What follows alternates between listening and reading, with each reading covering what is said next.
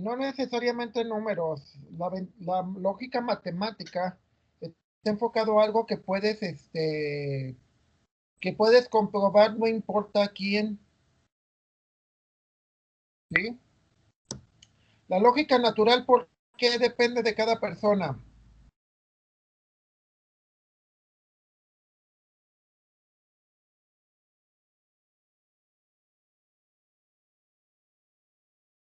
Pongamos una lógica muy común de que, de que dices, este, no sea malo, deme chance, porque es una lógica natural cuando dicen esa frase, cuando se usa eso. Porque es lógica natural, compañeros.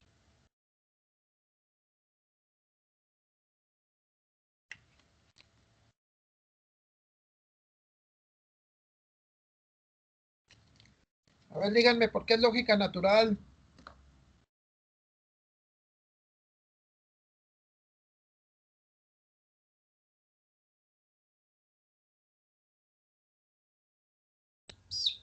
Porque si no le da la chance es malo. Porque tú asumes que la otra persona, a veces tiene corazón de pollo, ¿no? O asumes que la otra persona tiene cierta empatía, bueno, que a veces ni siquiera es empatía, es otro tipo de cosas. Cuando hacemos eso, normalmente compensamos, o en nuestra lógica, digo porque me ha tocado con muchos alumnos, este, como tienen un lazo muy fuerte con sus papás, asumen que los adultos, que buena parte de los adultos, tenemos el mismo tipo de lazo y no es cierto.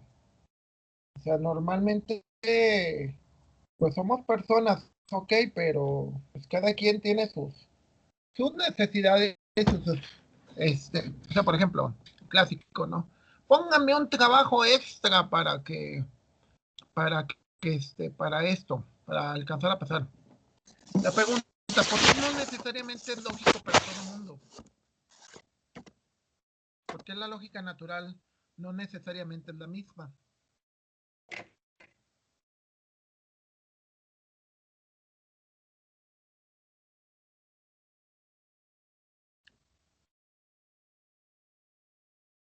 Para el que pide, su lógica es que si lo pide, lo solicita, la otra persona se conmueve y lo va a hacer.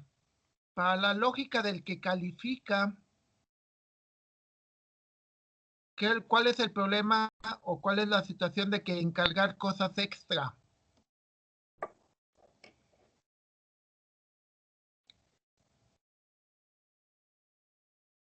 A ver, díganme, compañeros.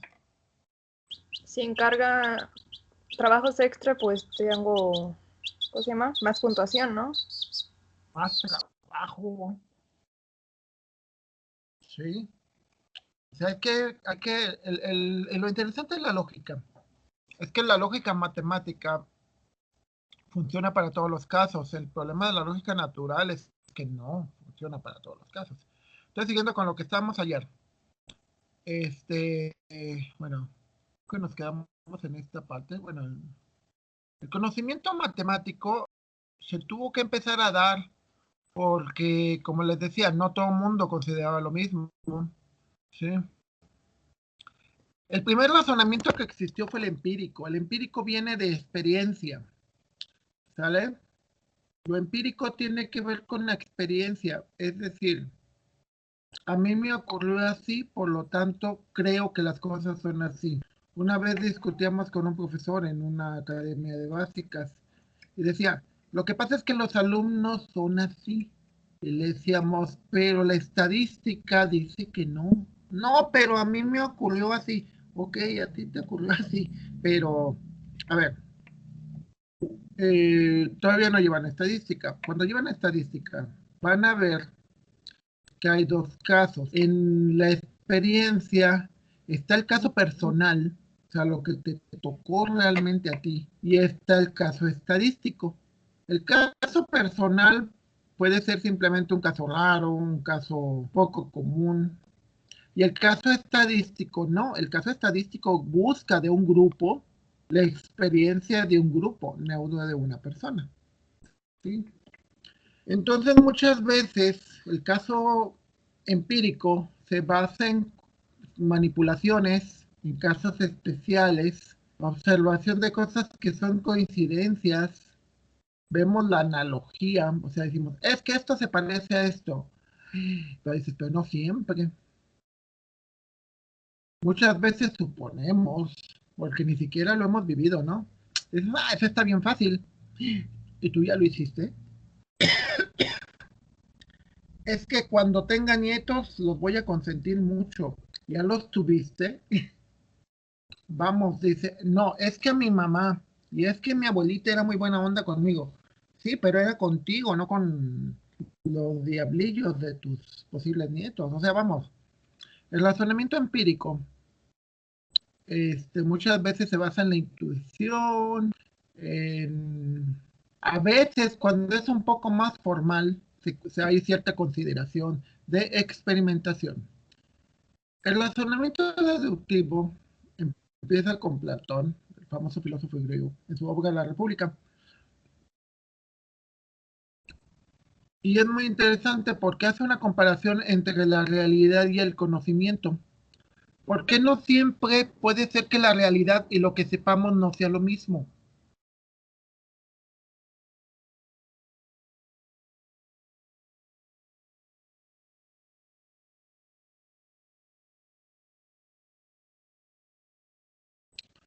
¿Por qué no necesariamente la realidad? Tiene que ver con el conocimiento, compañeros.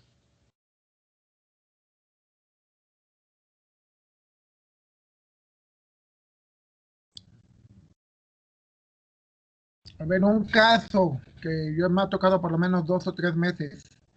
Estamos en el examen de admisión y les decimos a los muchachos, porque aplicamos en ingeniería, oye, ¿te gustan las matemáticas? Y me dice, no.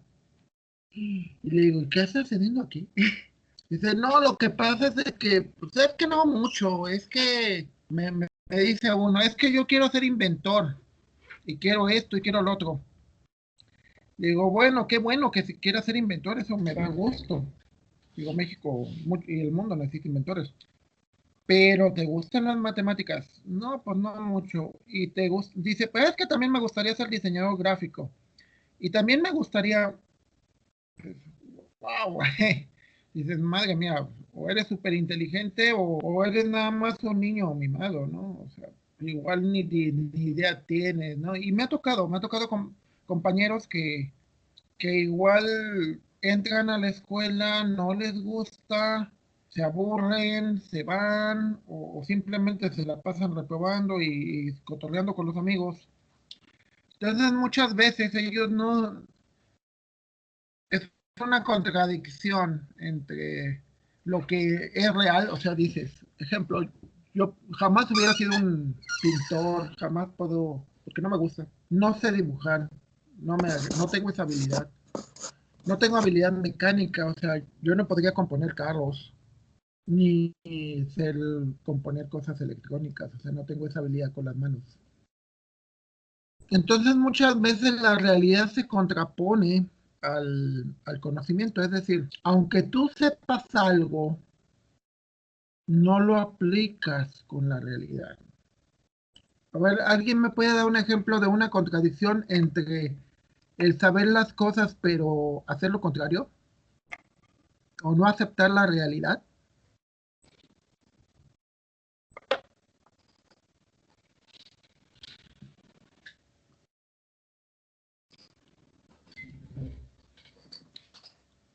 Señores, despierten. Puede ser ¿Saben qué? como, Ujú. A ver, dime, Judith. puede ser como ahorita que está el virus, ¿verdad? Entonces nos dicen, no salgas de tu casa, usa cubrebocas.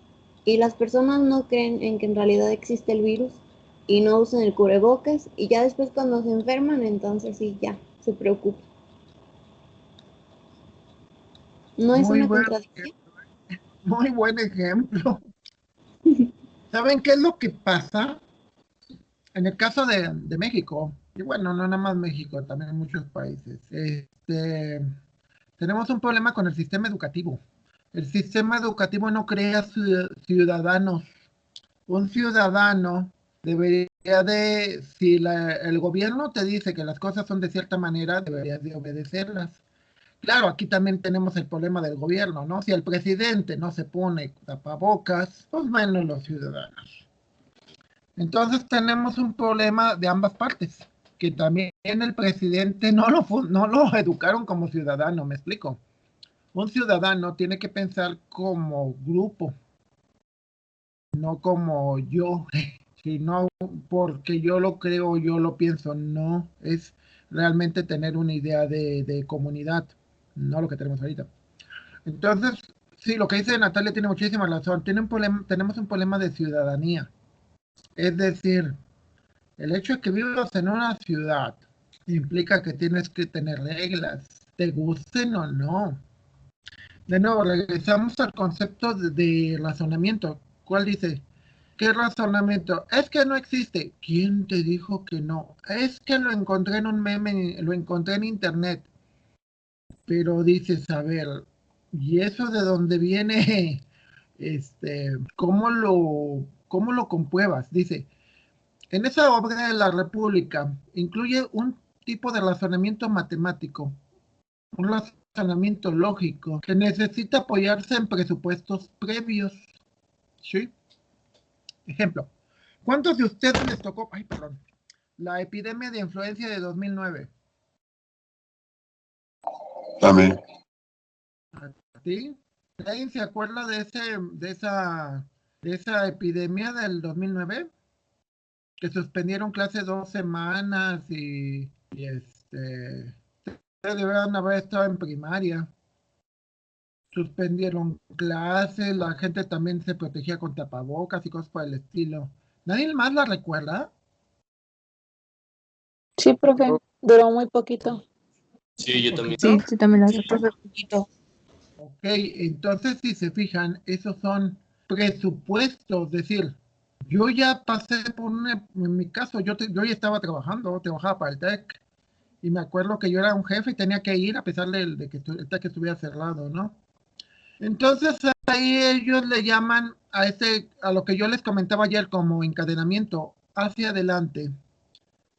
Ellos le llaman discursivo descendente.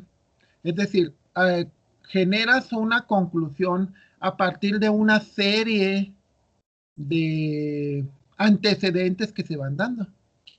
Ejemplo, tú dices, una persona exitosa, Elon Musk, ok, pues su papá cómo era, su mamá cómo era, su vida cómo fue, dónde estudió, me explico, o sea, empiezas a generar una serie de antecedentes que encadenados, tarde o temprano, te van a llevar a una deducción. Recomendación, aclarando que esta parte de la unidad, que es la parte más difícil de todo el curso, damos nada más la parte muy básica, realmente podríamos llevarnos un curso completo, o varios cursos. Pero aquí lo que les recomiendo muchísimo, digo, para los que ya lo hacen, que bueno, y para los que no, se los recomiendo muchísimo, lean mucha literatura, buena literatura, de detectives. Porque ellos, lo que son Conan Doyle, lo que son Agatha Christie, gente así, yo leo mucho de eso, puedes obtener el concepto de deducciones, ¿sí? Yo deduzco que a todos ustedes les gustan las matemáticas. ¿Sí? Ahora, alguien diría, no es cierto. Puede ser. Puede ser que me equivoque, pero a ver, depende. Puedo usar los conectores lógicos. Puedo decir, por lo menos existe uno de ustedes que les gustan las matemáticas. Porque para todos, a ver, vamos a hacerlo estadísticamente. Y que conste que no me interesa, nada más lo hago por confirmación de mi deducción. ¿Cuántos de aquí les gustan las matemáticas? Recuerden, computación es contar, ¿eh? Es matemáticas. 1, 2, 3, 4, 8, 8, 9, 10, 11, 11. A ver, bajen la mano todos. 11. Lo cual obviamente es un problema. ¿Cuántos no les gustan las matemáticas? Uno, Octavio. ¿Quién más? Sean honestos. Hay que ser honestos. 2, 3, 4. A ver, Santiago. Por ejemplo, Santiago, ¿por qué no te gustan por qué estudiaste ingeniería si no te gustan las matemáticas? Bueno, no es que me gusten, sino que como a veces soy un poco distraído, pues estoy haciendo las cosas y de repente ya me empiezo a distraer con cualquier cosa y pierdo el hilo y es como de, ¿y ahora qué hago? Iba bien hasta aquí, me distraje y ya no sé qué hacer. Deberías de trabajar como repartidor. No, lo que pasa es que yo trabajé como repartidor. Y cuando tienes que repartir cosas, pues no te puedes distraer porque tienes que estar muy enfocado en cómo llegar, porque vas contra el reloj muchas veces, sobre todo los de pizzas, y te permite enfocarte mucho. O sea, ahí no sé, sería cuestión de que con tu tutor vayas con el psicólogo para que te ayude con técnicas de enfoque. Y y es mucho el que tienen que decir, o sea, porque esto es de orden, ¿eh? La gente las matemáticas son orden. Nosotros vemos la belleza como un orden. Bueno, la gente que nos gusta mucho las matemáticas, ¿no? Me encantan, yo soy ingeniero por eso. Entonces, bueno, regresando a esta parte. Del razonamiento deductivo, a ver, la deducción significa, es como la inferencia. Yo puedo saber, este, como dices, no te disgustan, pero tienes problemas con ellas por otro problema, por otra cuestión, ¿ok? Sería cuestión de ver que lo corrijas, porque eso te va a afectar tarde o temprano, y no nada más como estudiante, te va a afectar, te afecta en toda la vida, ¿no? Quiero suponer. Porque entonces hay dos cosas, bueno, yo no soy psicólogo, aclarando, pero por ejemplo, tú puedes ver si hay cosas que sí le pones atención y cosas que no le pones atención, entonces no es un problema de que seas distraído, simplemente es de que algo te guste y algo no, y eso es normal. O sea, muchas veces me dicen, no, es que no me haces caso, digo, pues es que no me interesa hacerte caso, simplemente, y ya. O sea, tendrías que analizar eso. Si hay cosas que sí le pones atención y cosas que no, entonces posiblemente es un problema de vocación, ¿eh? O sea, igual no estás hecho para ingeniero, estás hecho para otra cosa. Quizás seas un gran diseñador, un gran médico. Y a veces pasa, ¿eh? Hace un año, 2 años, me encontré a un exalumno de matemáticas discretas que me dice, ay, profe, ¿cómo está? Digo, no, bien, muchas gracias. Estaba en la escuela él es odontólogo. Me dice, no, pues yo reprobé con usted. Dije, ay, disculpe, pero digo, bueno, pues ya, ¿qué quieres que haga, no? Dice, no, pues es que, pues no, la verdad la carrera no me gustaba y pues me vine a medicina y soy un dentista. Ah, qué bueno. Y es dentista y estaba en la maestría y era bueno el chavo, muy buen dentista. Entonces, regresamos al concepto de lógica.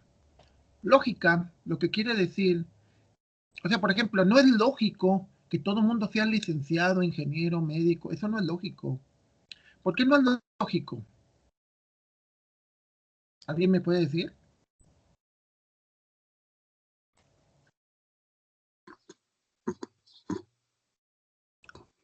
¿Por qué, Osvaldo? Porque pues, nadie tiene los mismos gustos. ¿Cómo? Nadie tiene los mismos gustos, perdón. Uno no tiene las mismas habilidades. Y Bueno, dos, sí. no hay suficiente trabajo. O sea, ¿para qué quieres 10,000 ingenieros si nada más hay 1,000 trabajos? No tiene caso. ¿Sí? En realidad tenías que haber buscado una carrera. Digo, yo le hice mucho hincapié, aclarando todo lo que tiene que ver con computación, TICS y demás, sí tiene, ¿eh? Hay muchísimo, pero muchísimo, siempre y cuando se especialicen. Si salen como ingenieros solos, pues más o menos. Pero sí, o acepto que sean muy buenos. Pero los ingenieros que tienen mucha demanda, pero mucha demanda, son los especializados. Los que se especializan en ciencia de los datos, en ciberseguridad y en inteligencia artificial. Son las tres grandes áreas que ahorita hay muchísima, pero muchísima demanda. Nada más. Todas las demás, pues, hay otro trabajo, sí hay, pero muy poco. Lo que hay es en esas tres hay un montón, pero un montón de trabajo. Y bien pagado, ¿eh? Muy bien pagado. Entonces, bueno, de nuevo regresamos a un razonamiento deductivo. O sea, ¿por qué yo digo que no tiene caso que toda la gente trabaje, que sean ingenieros o que sean médicos? Pues porque lo saco de ciertas deducciones. Entonces, por ejemplo, la naturaleza empírica. Dice, el cálculo inicia para determinar el área de una base 4x4.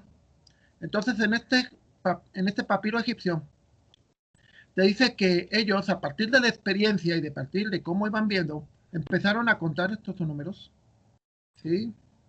Entonces, a partir de eso dicen que, por ejemplo, dicen 4 por 2 son 8 y 20 de lo demás son 28. O sea, empiezan a sacar el área de esta cosa. Dice, primero la base es 4 por 4, 16. Y luego el área de la tapa son 2 por 2, son 4. Y luego el lado de la base por el lado de la tapa, 4 por 2 son 8 y sumando los 3 son 28. Y ahora te dice que como es un tercio de la altura, se dice que es 2, entonces finalmente ese 28 se multiplica por 2 y te dice que te da 56. O sea, para sacar el área de todo este cuento, te hacen toda esta descripción, porque fue como ellos lo encontraron. Claro, obviamente hubo otra gente que empezó a hacer más pruebas y más pruebas hasta que encontró que hay maneras más sencillas, por ejemplo, base por altura sobre 2, para encontrar el área, ¿sí? Claro que ellos, el primer procedimiento, la primera vez que lo hicieron, es como por ejemplo alguien ahorita, ¿no? Si tú le dices a una abuelita en 1910 que haga mole, o se va a tardar, no sé, un día y medio, ¿no? En lo que muele los chiles, etcétera, muchas cosas. Si le pedimos a algún compañero, porque actualmente ya cocinamos todos, digo, yo no cocino mucho, no soy bueno cocinando, pero también cocino. Si cualquiera les decimos a ustedes que hagan mole para comer, ¿qué es lo que harían? ¿Harían todo el proceso de los chiles y del chocolate y todo eso? ¿O qué es lo que harían normalmente? Voy a comprar uno a la tienda. Comprar un vaso. Se van a un mole Doña María, ¿no? O haciendo comercial, se van ahí por San Miguelito. Enfrente hay una tienda donde hacen mole artesanal, ¿no? Y ya lo compran hecho la pasta, ya le agregan 2 que 3 cosas y listo. Digo, porque yo alguna vez en mi vida hice mole también. ¿Ok? Entonces, en la naturaleza empírica, pues depende. Si es la primera vez que alguien hace algo, pues lo hace como puede, ¿no? En la naturaleza deductiva, no. En la naturaleza deductiva, por ejemplo, Euclides empieza a generar esto, dice, para sacar esta área, pues yo digo, bueno, ¿se acuerdan el famoso teorema de la suma de los cuadrados, no? Entonces empieza a hacer toda esta geometría para sacar, por ejemplo, el teorema de Pitágoras y todo ese tipo de cosas, son deductivos, ¿sí? A ver, de nuevo haciendo el contraste, empírico es experiencia. ¿Cómo se hacen las tortillas? Pues como las hacía mi mamá. ¿Y cómo las hace tu mamá? Pues como las hacía tu abuelita. ¿Y cómo las hacía tu abuelita? Como las hacía tu bisabuelita. Se le iban pasando. ¿Sale?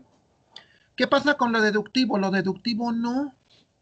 Lo deductivo yo puedo aplicar lo que sé para conocer nuevas cosas o incluso mejorar las que son las cosas. Una pregunta. ¿Las escuelas por qué creen que se fundan? Digo, porque antes no existían, obviamente.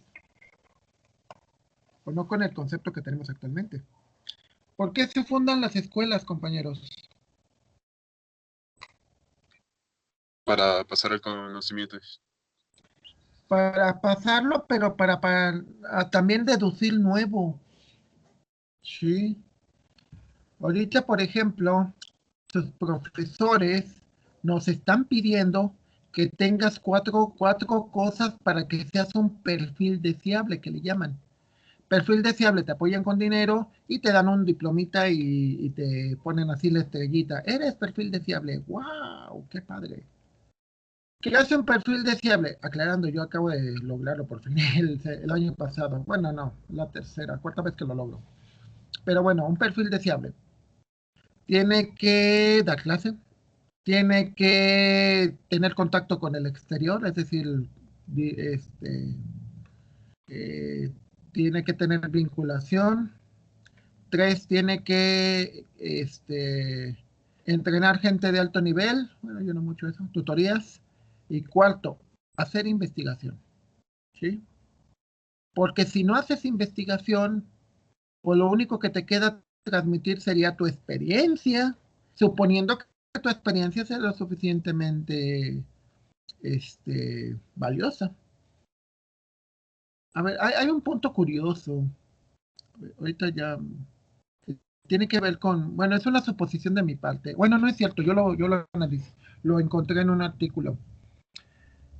Antiguamente, los viejitos, el abuelito, era así como que la persona con que ibas y le pedías consejo, ¿no?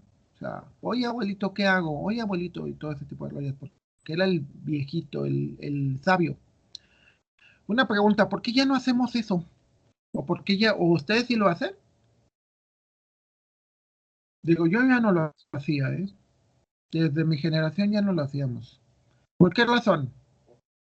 De hecho, yo a mi papá tampoco le pedía consejo. No, no, no era dado a... ¿Por qué razón, compañeros?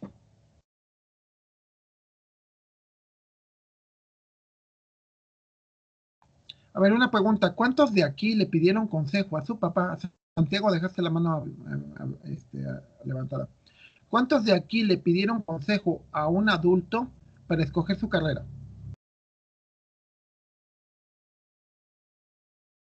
Uno,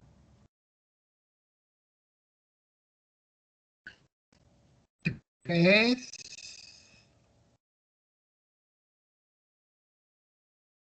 uno y tres. Ok, pregunta, ¿por qué los demás no?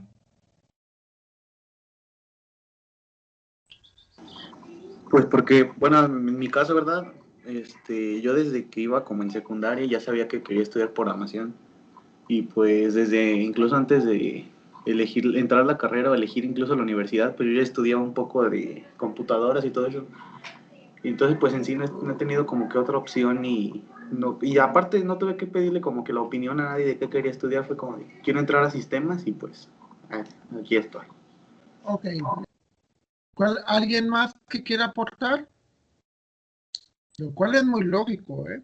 También. ¿Alguien más? Yo no pedí porque nadie se ha familiarizado con esta carrera, entonces ni cómo pedir ayuda, ¿no? De hecho, lo que dices tiene mucho sentido, porque en el caso de Oscar Osvaldo, nos dice, lo que pasa es que nadie antes tiene experiencia en. O sea, por ejemplo, ahorita todo mundo tenemos, nadie nació, a sus papás o alguien les enseñó a usar el celular, o les enseñaron a usar tablets, computadoras, todo ese tipo de cosas, ¿les enseñaron o no? No. No, porque mucha gente está aprendiendo sobre la marcha. O sea, estamos deduciendo. El conocimiento actual es muy deductivo. Hay una cosa que no es bien en los textos y dicen, ya ven que muchos se quejan del cambio a la educación de este tipo. ¿Saben que este tipo de educación virtual en México llegó en 1990, hace 30 años? Y hasta ahorita es cuando mucho se está aplicando. Primer problema. Segundo problema. En realidad es mentira de que la gente no estuviera preparada. Si la gente no hubiera estado preparada, no hubiéramos logrado los resultados que se lograron. Quizás no son los mejores, eso es indudable. Pero ya hay otros factores psicológicos, económicos, etcétera. Pero prácticamente millones de personas en cuestión de 1 o 2 semanas se cambiaron a la parte virtual. O sea, no sé si ustedes, y eso es deductivo, una deducción es de que ustedes ya tenían las habilidades básicas. ¿Cuántos de ustedes recibieron un curso de Teams? Nadie. Nadie. Pero entonces, ¿cómo le hicieron para ¿cómo se llama? ¿Cómo le hicieron para aprender tan rápido Teams y para aprender tan rápido Moodle y otras herramientas? Por simple lógica. ¿Cómo? Por simple lógica. A prueba y error. Por su deducción. A ver, ¿cuáles son sus antecedentes? ¿Desde qué edad empezaron a usar equipos electrónicos, computadoras, de celulares, etcétera? ¿Desde qué edad? Como desde los 6, yo creo, 5, 6. Ok, o antes. entonces tienen Como alrededor de 15 10 años. Pónganlo ustedes que tienen alrededor de 12 años mínimo usando ese tipo de equipos, usando programas. Entonces, en realidad esto fue pues, usar otro programa. Mi caso, yo tengo desde el 86, que fue cuando entré a la carrera, porque antes nunca había usado una computadora.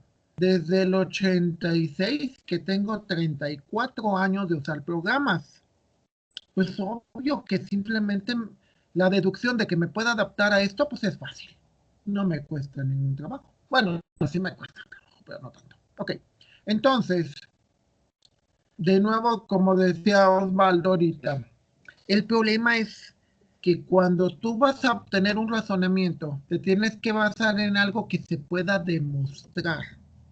O sea, por ejemplo, si él hubiera conocido a ingenieros en sistemas, o si hubiera conocido a, no sé, bueno, no sé si los conociste o los conoces. Digo, porque si hubiera, yo realmente antes de entrar a la carrera no conocía a ningún maestro, ningún ingeniero, nada.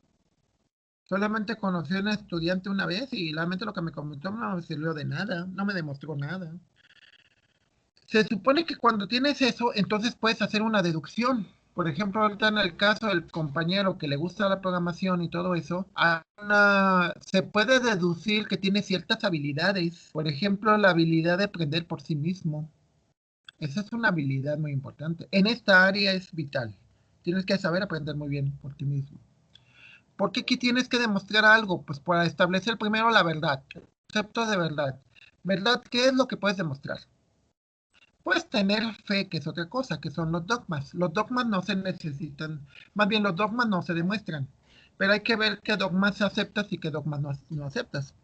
Segundo, comunicar verdades matemáticas. Las matemáticas, el lenguaje de matemáticas está expresado en base a deducción, ¿sí? O sea, ¿cómo sabemos que una multiplicación es conmutativa? Ah, porque hay un teorema, hay un axioma, una verdad matemática que lo dice y que se puede demostrar.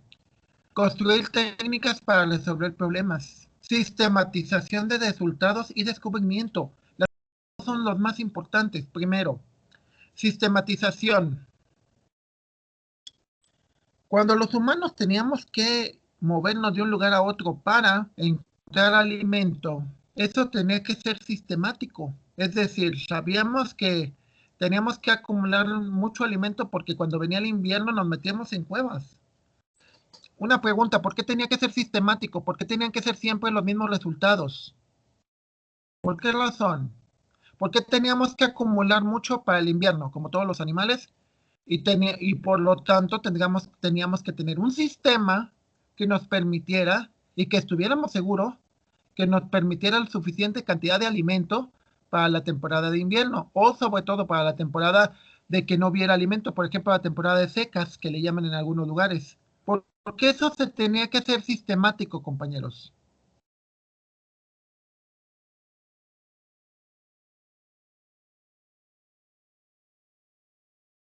Porque A se ver, tenía que hacer cada cierto tiempo.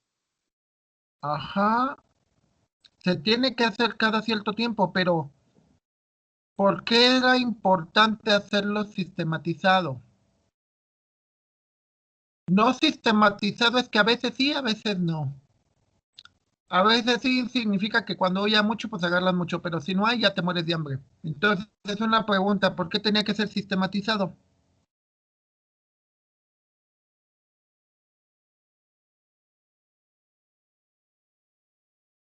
Por Sistematizado. lógica. O sea, sistematizado. Ya sabías que cuando después de cierto número de lunas o después de cierto número de lo que empezaron a contar como días, tenías que moverte a tal lugar para recoger semillas y luego ir a tal lugar para cazar ciertos animales y luego en cierto tiempo regresar a tal parte donde había cuevas que te podías proteger del invierno. Pregunta, ¿por qué eso se hizo sistemático? Porque se volvió como un proceso Y ese proceso en que te ayuda, ¿por qué lo necesitas? para sobrevivir. Exacto, esa es la gran palabra que quería oírles, sobrevivir. Si la humanidad no hubiéramos llegado a eso, nos hubiéramos extinguido. ¿Saben que nosotros físicamente somos de los animales más malos?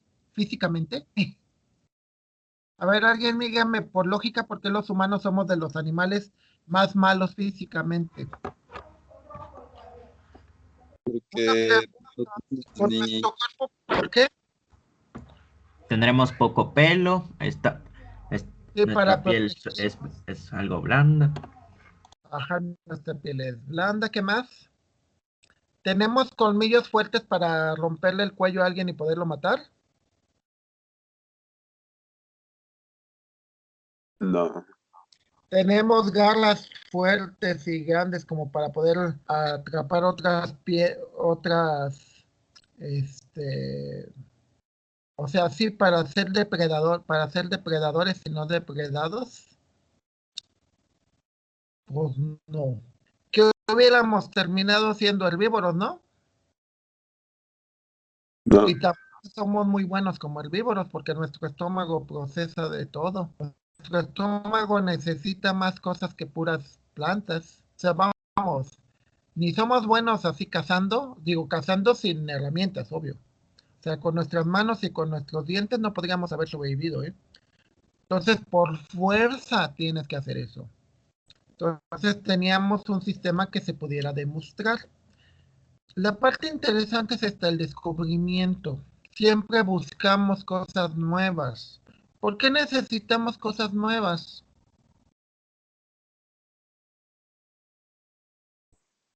Creo que es como una necesidad de desarrollar nuevos objetos. Cambio.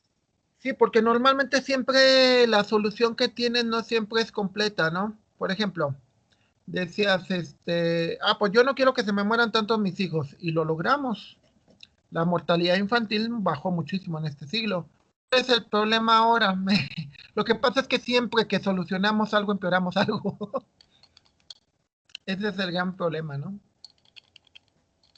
Por ejemplo, como especie wow, somos una maravilla como especie, en el sentido de que somos como los virus, o sea, nos reproducimos muy fácilmente y abarcamos todo lo que sea. O sea, y tenemos pocos depredadores. Pero ¿cuál es el problema que tenemos?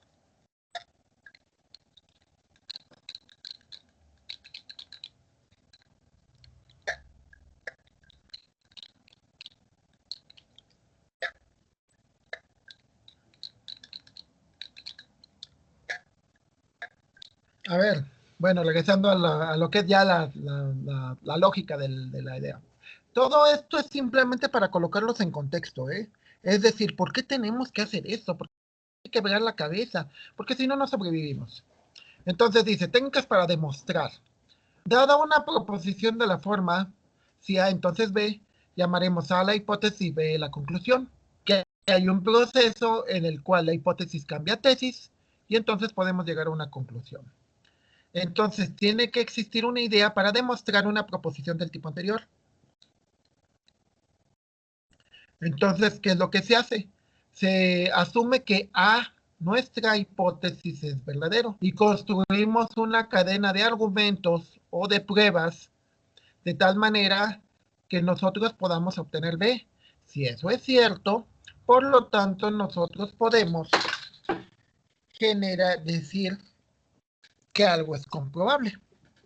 Ejemplo, nosotros podemos tener la hipótesis de que tomando ácido fólico se disminuyen ciertas enfermedades. Entonces haces una serie de pruebas, una serie de argumentos, y cuando eso se comprueba, pues puedes afirmar que está demostrado, y de hecho está demostrado, ¿eh? Sí. Bueno, como les decía ayer, hay dos tipos de manera de pensar. Uno es encadenar hacia adelante, en donde dice, pensamos que B es verdadero. Entonces nosotros tratamos de llegar desde A hasta B. Entonces, muchas veces es la manera más sencilla que tiene la gente, ¿no? De decir, pues para llegar a esto tengo que hacer esto, tengo que hacer lo otro, ¿sí? O sea, para llegar a una buena vida, que es cambiante, ¿eh? O sea, por ejemplo,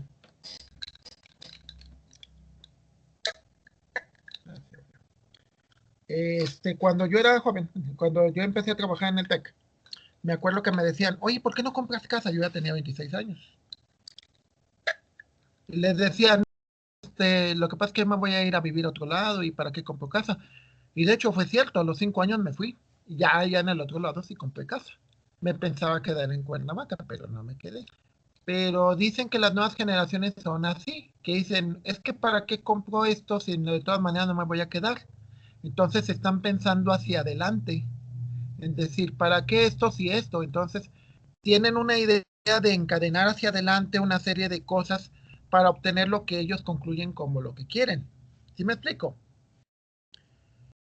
¿Qué es lo que pasa, por ejemplo, con la generación de mi papá, la generación de sus papás o abuelos?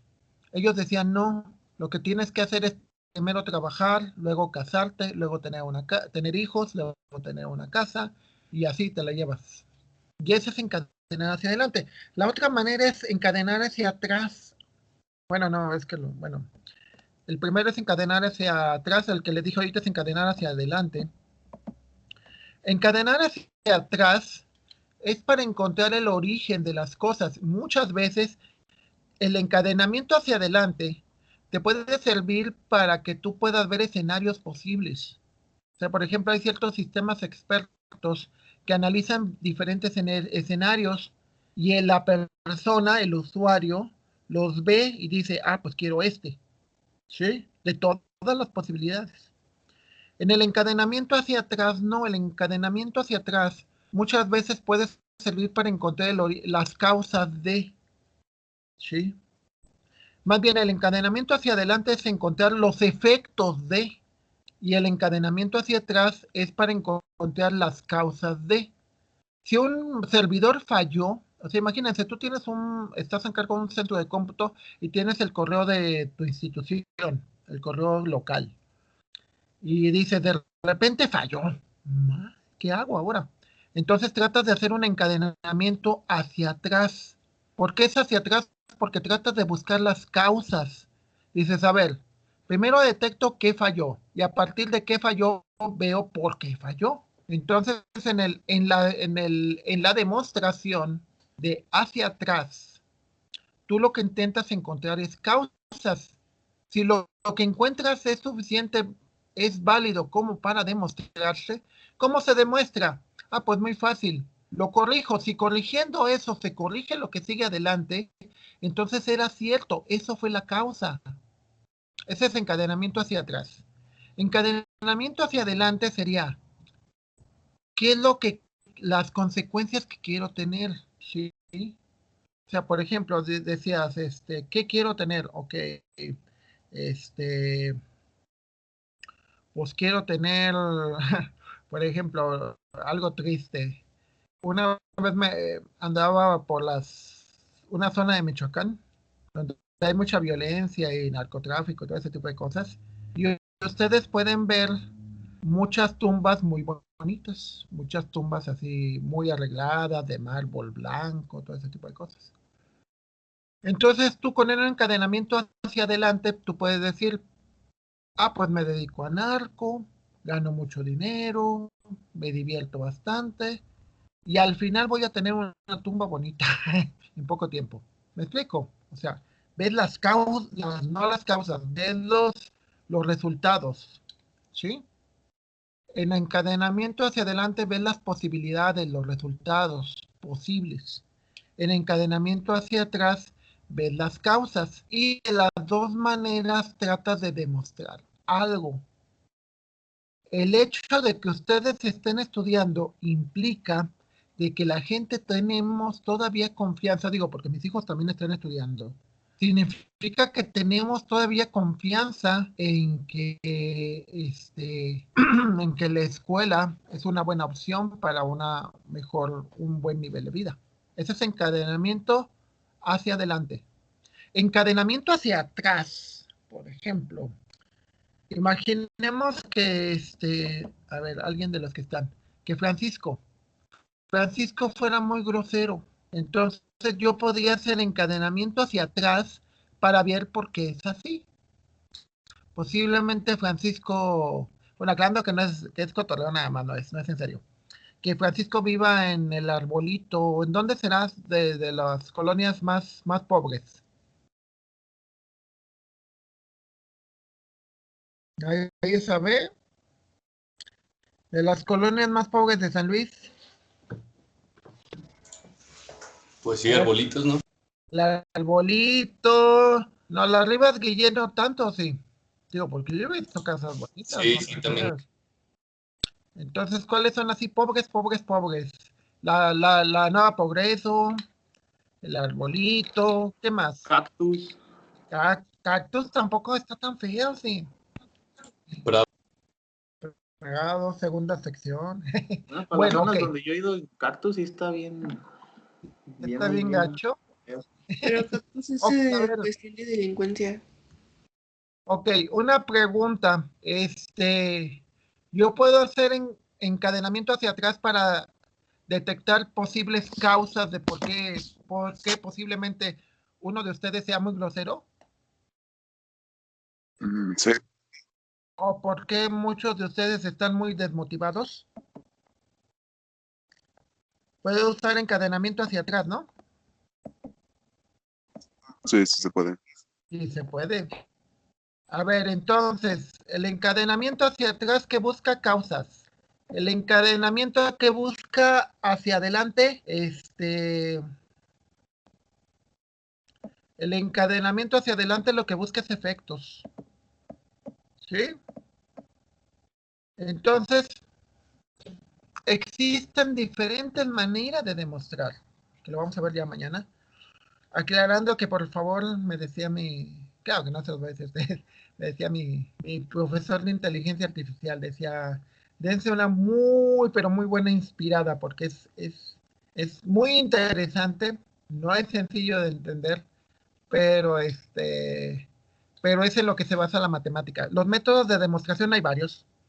Ya cuando lo interiorizas y dices, ay no, pues sí es cierto, pero sí, mañana vemos ya más a detalle los métodos de demostración matemática.